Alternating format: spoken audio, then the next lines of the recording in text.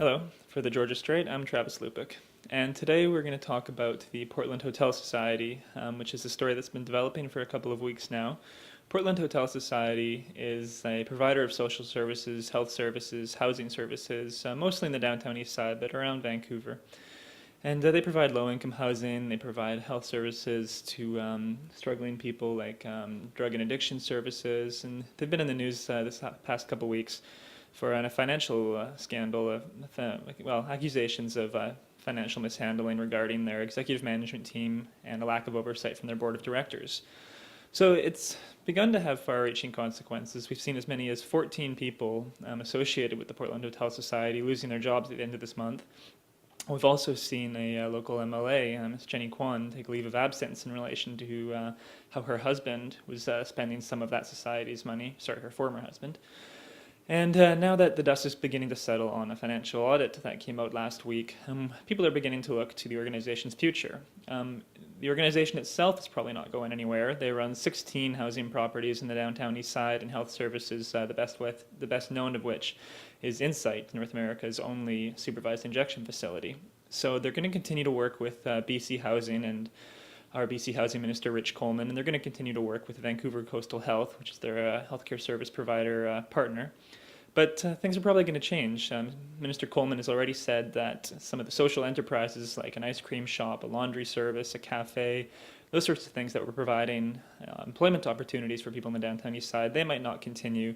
We also could see some changes in how health services are run. There might perhaps not be the level of progressive experimentation that the old executive management team, mostly Mark Townsend and Liz Evans, some of the projects that they were experimenting with, such as crack pipe vending machines, they may not continue, but we're not really sure yet. So the new interim board of directors is meeting this week for the first time. They're going to appoint a new permanent board of directors, and that board will then appoint a new executive management team in the next few weeks, months, perhaps, and then we'll begin to have a better idea of exactly what's going to continue with the Portland Hotel Society.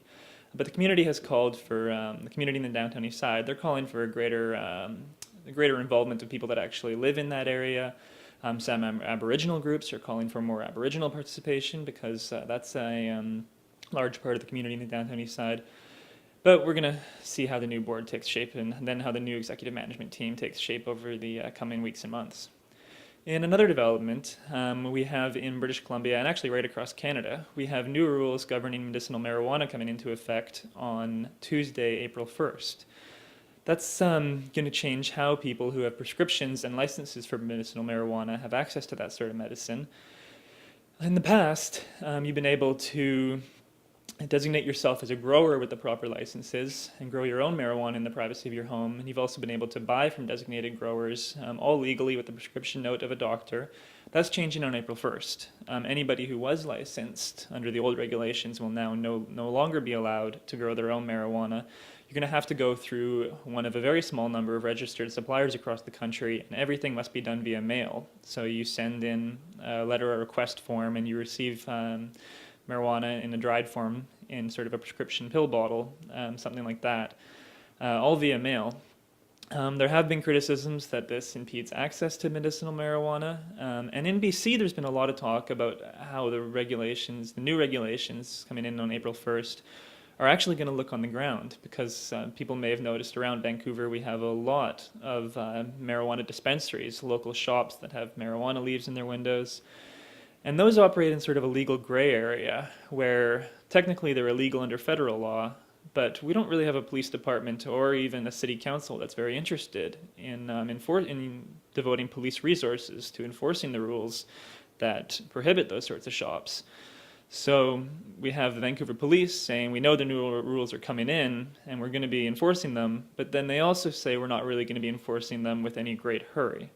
So April 1st, it is changing how more than almost 17,000 people licensed for medicinal marijuana in BC are going to be accessing that medicine. But to what effect things are actually going to change on the ground, we'll have to wait and see. But for people looking to play by the rules, it will be only mail orders from now on. For the Georgia Strait, I'm Travis Lupik.